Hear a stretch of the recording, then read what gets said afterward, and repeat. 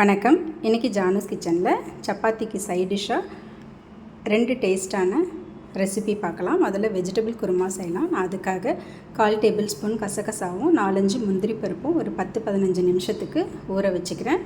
அது இருக்கட்டும். இப்போ ஒரு சட்டியில் 1 டேபிள் ஸ்பூன் அளவுக்கு எண்ணெய் சேர்த்துருக்கேன். அதில் பட்டை, கிராம்பு அந்த மாதிரி கரம் மசாலாலாம் போட்டு தாளிச்சிக்கிறேன். க்ரஷ் பண்ண பெருஞ்சீரகம் கொஞ்சம் போட்டுக்கிறேன். கொஞ்சமாக வெங்காயமும் பச்சை மிளகாவும் க்ரஷ் பண்ணி போட்டுக்கிறேன். ஒரு மீடியம் சைஸ் தக்காளியை கட் பண்ணி போட்டுக்கிறேன். நமக்கு என்னென்ன வெஜிடபிள்ஸ் தேவையோ போட்டுக்கலாம். நான் கொஞ்சமாக பீன்ஸு, கொஞ்சம் உருளைக்கிழங்கு, கொஞ்சம் கேரட்டு, கொஞ்சமாக சவு கட் பண்ணி போட்டிருக்கேன். பீட்ரூட் கொஞ்சம் போட்டிருக்கேன். வேறு என்ன காய் விருப்பப்படுறீங்களோ அதெல்லாம் போட்டுக்கலாம். இதெல்லாம் போட்டுட்டு ஒரு 2 நிமிஷத்துக்கு அதை வதக்கி விட்டுக்கிறேன். இப்போ இது கூட 1 ஸ்பூன் அளவுக்கு இஞ்சி பூண்டு பேஸ்ட்டு போட்டு நல்லா கலந்து விட்டுக்கிறேன். இந்த மாதிரி கலந்து விட்டுட்டு இதில் 2 சிட்டிகை மஞ்சள் தூளும் இந்த குருமாக்கு டேஸ்ட்டுக்கு தகுந்த மாதிரி உப்பும் சேர்த்துக்கிறேன்.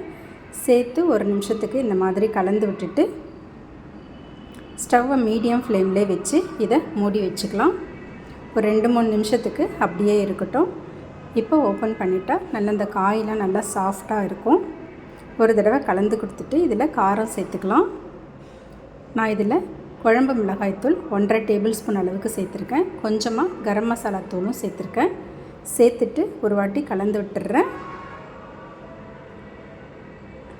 கலந்து விட்டுட்டு இந்த காயெலாம் வேகிறதுக்காக இதில் தண்ணி சேர்த்துக்கிறேன். காயெலாம் மூழ்கிற அளவுக்கு தண்ணி சேர்த்தா போதும். இந்த மாதிரி தண்ணி சேர்த்துட்டு மூடி போட்டு மீடியம் ஃப்ளேம்லேயே இதை வேக வச்சுக்கலாம். அதுக்குள்ளே ஒரு மிக்ஸி ஜாரில் ஒரு 2 டேபிள் ஸ்பூன் அளவுக்கு தேங்காய் துருவலும் நம்ம ஊற வச்சு வச்சுருந்த கசகசா, முந்திரி பருப்பு அதையும் போட்டு நல்லா நைஸான பேஸ்ட்டாக அரைச்சிக்கலாம். இப்போ இந்த காயெலாம் நல்லா வெந்துருச்சு. ஒரு வாட்டி இதை கலந்து கொடுத்துட்டு நம்ம அரைச்சி வச்சுருந்த தேங்காய் கசகசா பேஸ்ட் அதில் சேர்த்துக்கலாம். சேர்த்துட்டு நல்லா கலந்து விட்டுறேன். மிக்ஸி ஜாரை கழுவி கொஞ்சமாக தண்ணியும் சேர்த்துக்கலாம். இந்த மாதிரி நல்லா கலந்து விட்ட பிறகு இதை ஒரு 2-3 நிமிஷத்துக்கு மீடியம் ஃப்ளேம்லேயே கொதிக்க வச்சுக்கலாம். ரொம்ப கொதிக்க வேண்டாம். இப்போ நல்லா கொதிச்சிருச்சு. கடைசியாக இதில் கொஞ்சமாக கொத்தமல்லி தழையும் கருவேப்பிலையும் சேர்த்துக்கிறேன். ஒரே ஒரு பச்சை மிளகாவை கீறி அதில் போட்டிருக்கேன். ஸ்டவ் ஆஃப் பண்ணிடலாம். அவ்வளோதாங்க, சப்பாத்திக்கு ஒரு டேஸ்ட்டான வெஜிடபிள் குருமா ரெடி ஆகிடுச்சு. இது ரொம்ப நல்லாயிருக்கும் சப்பாத்திக்கு தொட்டு சாப்பிட்றதுக்கு. சப்பாத்தி, பூரி எல்லாத்துக்குமே நல்லாயிருக்கும். அடுத்ததாக பன்னீர் மசாலா செய்யலாம். இந்த பன்னீர் மசாலா செய்யறதுக்கு ஒரு பேனில் கொஞ்சமாக பட்டர் சேர்த்துருக்கேன்.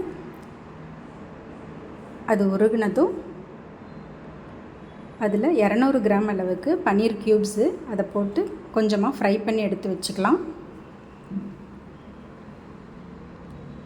மீடியம் ஃப்ளேம்லேயே வச்சு இந்த மாதிரி ஃப்ரை பண்ணி அதை ஒரு கிண்ணத்தில் எடுத்து வச்சுக்கிறேன். அதே பேனில் கொஞ்சமாக எண்ணெய் சேர்த்துருக்கேன். அதில் பட்டை, கிராம்பு, ஏலக்காய், கொஞ்சமாக பெருஞ்சீரகம், ஒரு மீடியம் சைஸ் வெங்காயம் கட் பண்ணி போட்டிருக்கேன். கொஞ்சம் தக்காளி, மீடியம் சைஸ் தக்காளி தான் போட்டிருக்கேன். ஒரு 5-6 பல்லு பூண்டு, கொஞ்சமாக இஞ்சி கட் பண்ணி போட்டிருக்கேன். ஒரு பச்சை மிளகாவையும் கட் பண்ணி போட்டிருக்கேன். கூடவே கொஞ்சம் முந்திரி பருப்பும் சேர்த்துக்கலாம்.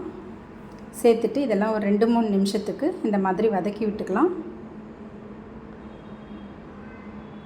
மூடி போட்டு ஒரு 2 நிமிஷத்துக்கு மீடியம் ஃப்ளேமில் இந்த மாதிரி மூடி வச்சுட்டு இந்த வெங்காயம், தக்காளியெல்லாம் கொஞ்சம் சாஃப்டாக இருக்கும். இப்போ இதை ஆற வச்சு நல்லா மிக்ஸி ஜாரில் போட்டு பேஸ்ட்டாக அரைச்சி எடுத்துக்கலாம். இந்த மாதிரி அரைச்சி எடுத்துக்கலாம். இப்போ அந்த பேன்லேயே கொஞ்சமாக பட்டரும் கொஞ்சம் எண்ணெயும் சேர்த்துருக்கேன். அது காயட்டும். இப்போ நம்ம இதில் அரைச்சி வச்சுருந்த அந்த பேஸ்ட்டை சேர்த்துக்கலாம்.